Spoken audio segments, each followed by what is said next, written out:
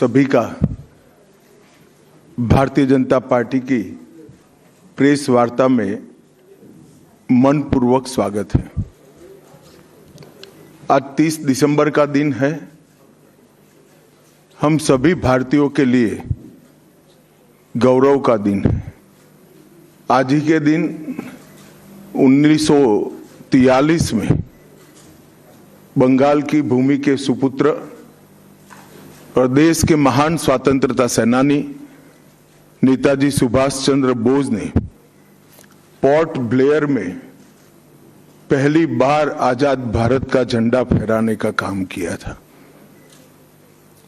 तो एक प्रकार से हमारे आजादी के संग्राम का ये बहुत महत्वपूर्ण मकाम था। और इसके कई साल बाद, 8 दशक बाद, आज 30 दिसंबर को जब हम पीछे मुड़ कर देखते हैं तो बंगाल के लिए भी आज से लेकर अप्रैल तक का समय बहुत महत्वपूर्ण समय है। अप्रैल में बंगाल में विधानसभा के चुनाव होने जा रहे हैं। भय, भ्रष्टाचार, कुशासन और घुसपैठ की जगह विरासत, विकास और गरीब कल्याण की एक मजबूत सरकार बनाने का बंगाल की जनता का संकल्प बंगाल में जहां पर भी जाते हैं वहां दिखाई पड़ता है। तृणमूल कांग्रेस के 15 साल के शासन में भय, भ्रष्टाचार और कुशासन और विशेषकर घुसपैठ से बंगाल की जनता चिंतित भी है, भयभीत भी है और आशंकित भी है।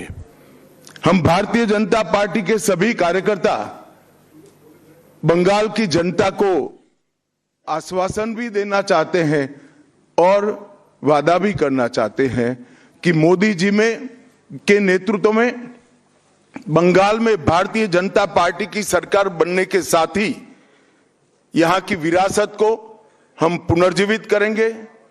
विकास की गंगा फिर से बड़ी तेज गति से बहेगी और गरीब कल्याण, जो बंगाल का आज बहुत महत्वपूर्ण मुद्दा बना है, देश भर में जहां जहां एनडीए सरकार है, भाजपा सरकारें हैं, हमने गरीब कल्याण को प्राथमिकता दी है। यहां पर भी गरीब कल्याण को प्राथमिकता दी जाएगी। और इस सब के साथ साथ एक ऐसी मजबूत राष्ट्रीय ग्रिड बनाएंगे जो बंगाल से घुसपैठ को समाप्त कर देंगी। इंसान छोड़ दीजिए, परिंदा भी पैर नहीं मार पाए, इस प्रकार की एक मजबूत ग्रिड की रचना हम करेंगे।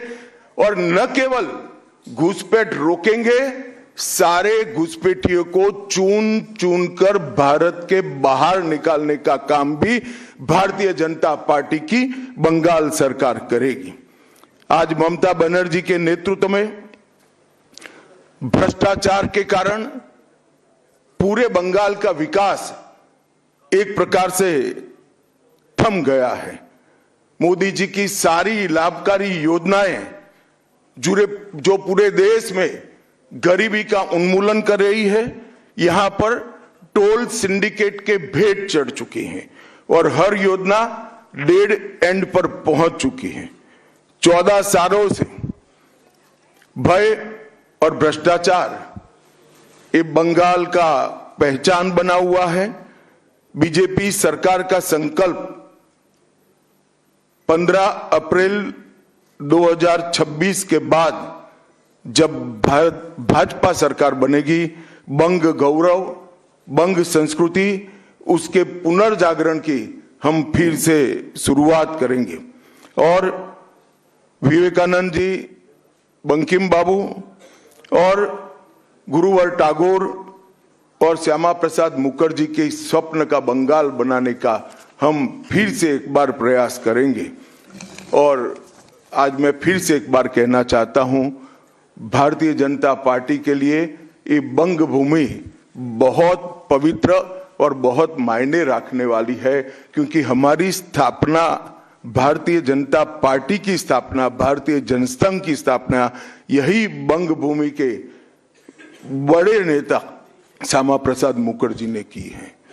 भारतीय जनता पार्टी की स्थापना से स्वामी विवेकानंद और बंकिम चंद्र चट्टोपाध्याय, इनका अनुकरण भारतीय जनता पार्टी ने अपने सभी सिद्धांतों के अंदर किया है। मित्रों, आज जब मैं कह रहा हूं कि इस बार 26 के बंगाल के विधानसभा चुनाव में बंगाल में हमारी सरकार बनेगी, इसका मजबूत आधार भी भारतीय जनता पार्टी के पास है। मैं आपको 2014 से 2024 तक के चुनाव के यात्रा के परिणामों को बताना चाहता हूं।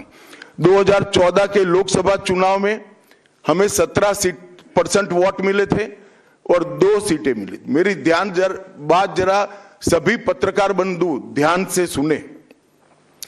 2014 के चुनाव में हमें 17% वोट और 2 सीट मिले थे। 2016 के विधानसभा चुनाव में हमें 10% वोट मिले और विधानसभा की केवल 3 सीटें मिली थी। फिर 14 से 19 के बाद 19 के लोकसभा चुनाव में हमें 41% वोट मिले और 18 सीटें मिली और 21 के विधानसभा चुनाव में हमें 38 वोट मिले और 77 सीटें मिली। ये बहुत बड़ा अंतर है।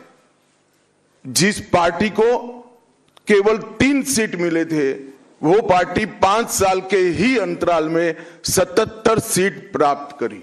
और इसका नतीजा देखिए, कांग्रेस जिसकी एक प्रकार से स्थापना ही बंगाल से शुरू हुई, वो कांग्रेस पार्टी बिग जीरो पर पहुंच गई और 34 साल तक शासन करने वाला कम्युनिस्ट गठबंधन भी एक भी सीट प्राप्त नहीं कर पाया और हमने मुख्य विपक्ष का स्थान प्राप्त किया। आज शुभेंदु जी मेरे साथ यहां पर बैठे हैं, वो हमारे प्रतिपक्ष के नेता हैं। 24 के चुनाव में भी हमने 39% वोट प्राप्त किया, 12% सीट प्राप्त की, 12 सीटें प्राप्त की और 26 में हम निश्चित रूप से प्रचंड बहुमत के साथ भारतीय जनता पार्टी की सरकार बनाने वाले हैं। मित्रों, ये 24 से अब तक का समय भारतीय जनता पार्टी के लिए बहुत शुभांकर सिद्ध हुआ है। 24 में लगातार तीसरी बार नरेंद्र मोदी जी इस देश के प्रधानमंत्री बने। उसके बाद महाराष्ट्र में, हरियाणा में, दिल्ली में और अब बिहार में भारतीय जनता पार्टी की सरकारें बनी हैं। 24 के चुनाव में उड़ीसा और आंध्र प्रदेश में भी पूर्ण बहुमत की भाजपा की और एनडीए की सरकार बनी है। मुझे पूरा भरोसा है कि 2026 में बंगाल में 2/3 बहुमत के साथ भारतीय जनता पार्टी की सरकार बनेगी। ये बंगाल की जनता तय कर बैठी है। मित्रों, जहां पर भी बंगाल में जाते हैं, पूरे बंगाल की जनता घुसपैठियों से त्रस्त है।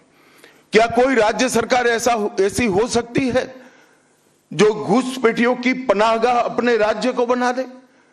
राष्ट्रीय सुरक्षा पर कितना बड़ा खतरा है, इसका जवाब बंगाल की मुख्यमंत्री ने बंगाल के चुनाव में दे। घुसपैठ रोकने के लिए उनके पास क्या योजना है?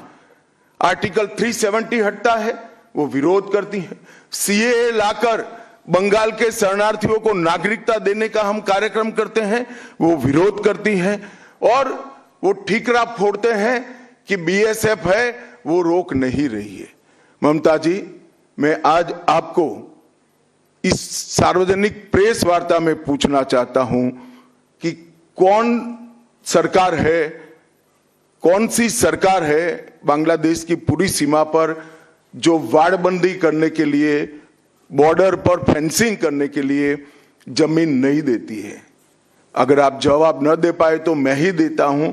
आपकी ही सरकार है जो जमीन नहीं देती है, जिसके कारण फेंसिंग का काम समाप्त नहीं होता है।